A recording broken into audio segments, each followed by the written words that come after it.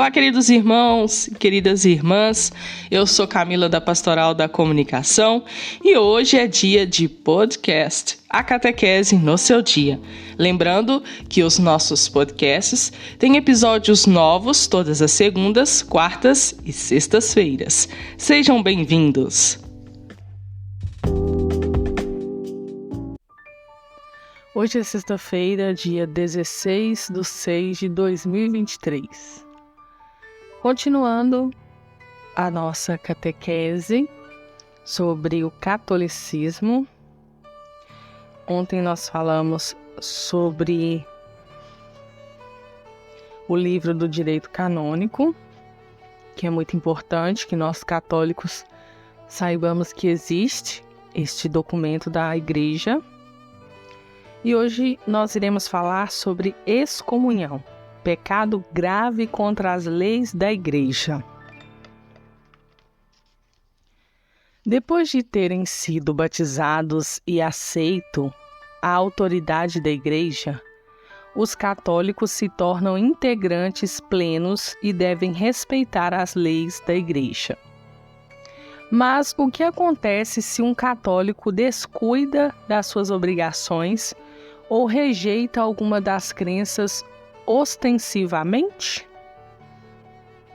A Igreja não é dura com aqueles que são negligentes, mas também reconhece 3 tipos formais de pecado contra as leis da Igreja: heresia, apostásia e cisma. Essas transgressões formais acarretam a grave penalidade da excomunhão, que significa exclusão da Igreja e proibição de receber os sacramentos. A excomunhão é um tipo de elisão e carrega um grave estigma social. A heresia e a rejeição de uma crença fundamental do catolicismo romano.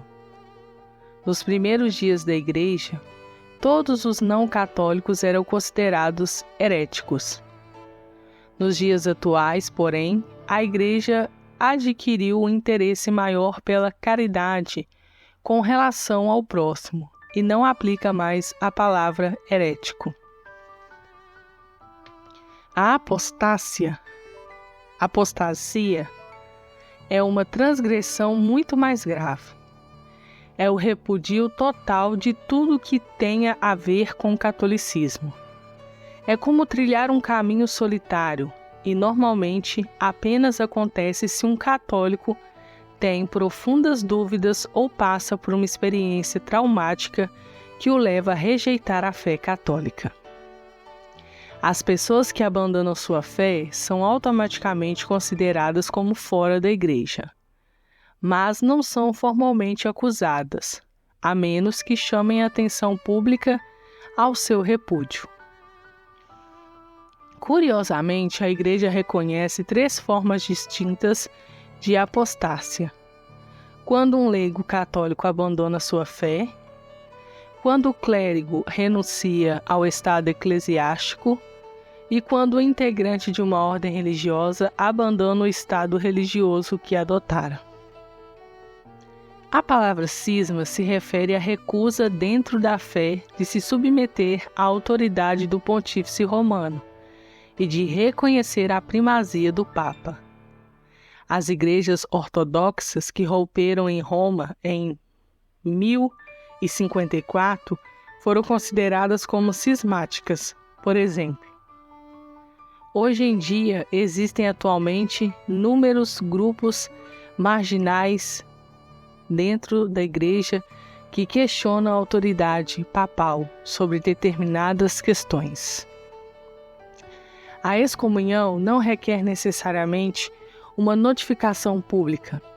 De acordo com as leis da Igreja, depois que uma pessoa admite uma heresia ou apostásia ou se liga a um grupo cismático, ela está automaticamente em estado de excomunhão e não deve mais participar dos sacramentos. Em casos graves, porém, o Vaticano emite um decreto formal de excomunhão. a Igreja oferece meios de reconciliação. Suspender uma excomunhão requer a aprovação de um bispo, embora ele geralmente delegue a comissão a um padre ou confessor na sua catedral. Em questão de natureza verdadeiramente grave, no entanto, não é fácil obter a reconciliação. Muito bem. Falar sobre esse tema nos faz refletir e entender os pecados graves contra a lei da igreja. E aqui nós citamos alguns deles que, quando cometidos, tiram o direito de receber os sacramentos. Quando nós somos batizados, como eu falei e venho falando nos nossos podcasts, nós damos entrada à nossa vida cristã. Ali inicia a nossa caminhada. E é o seu dever, é o meu dever, ser um cristão firme na minha fé. Alimentar a minha fé. Respeitar as leis da Igreja Católica, seguir os mandamentos da Igreja, respeitar os nossos padres, bispos, principalmente o Papa, que está acima de todos eles para ajudar neste trabalho tão bonito de levar a palavra de Deus a todos os lugares. Então o Papa é o nosso líder, é a nossa referência. E deixar esta fé, negar o batismo, não respeitar o Papa, como nós ouvimos aqui, querer ir contra as leis da igreja, é um pecado gravíssimo. E com isso, eu me excluo de viver uma vida de cristão verdadeiro. Eu estou realmente me negando a seguir com as minhas obrigações cristãs. Eu estou negando aquele batismo que eu recebi, porque eu não quero trilhar um caminho de cristão verdadeiro. E isso é muito grave. Ser batizado é algo divino, é algo transformador em nossa vida, pois não é uma brincadeira, é um sacramento poderoso. É o Espírito Santo que desce ali naquele momento sobre cada um de nós. É aquele óleo santo que nós recebemos, que marca a missão que nós temos.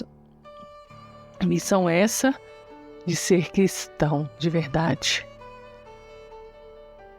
Então, assumir esta responsabilidade é entender que eu tenho que honrar com ela até o último dia da minha vida. A minha vida inteira tem que ser dedicada a Cristo. Eu tenho que ter esse convívio com Cristo. Eu tenho que vivenciar a minha fé. Porque se eu escolho ser um cristão, então eu tenho que agir como um. Não é dizer da boca para fora e dizer com facilidade, eu sou católico, mas eu não vivo a religião católica, mas eu não alimento a minha fé, eu não vou à missa, eu não recebo a comunhão, eu não participo de nada, ou simplesmente vou em momentos que eu acho que me convém ir. Que fé é essa? Que cristão é esse?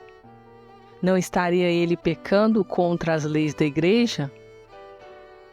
Pois ele recebeu o seu batismo, mas não está vivendo como deve.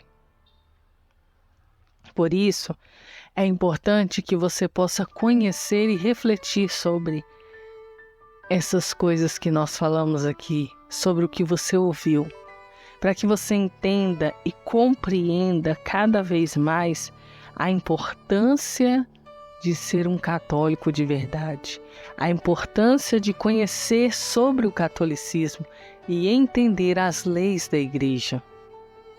Porque muitas pessoas pensam que nós vivemos sem lei, do jeito que bem achamos, mas não é assim.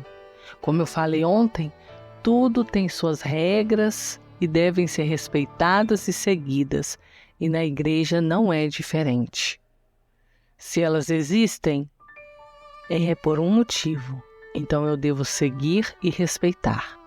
Porque a partir do momento em que eu quero ser realmente um católico, eu me coloco à disposição para realmente seguir a Cristo. E seguindo a Cristo, eu sigo também tudo aquilo que Ele deixou e todas aquelas pessoas que são orientadas por Ele para nos guiar na nossa caminhada espiritual. Que você possa ter um final de semana abençoado, cheio de paz, cheio de luz, cheio de coisas boas. Que Jesus abençoe sempre sua vida e Nossa Senhora esteja sempre à frente, abrindo os caminhos e te livrando de todos os perigos. Não se esqueça de deixar sua curtida, o seu comentário ajuda muito e quando você compartilha, eu fico muito feliz, porque você me ajuda ainda mais nessa caminhada de evangelização. Paz e bem a todos, espero você para o nosso próximo encontro na segunda-feira.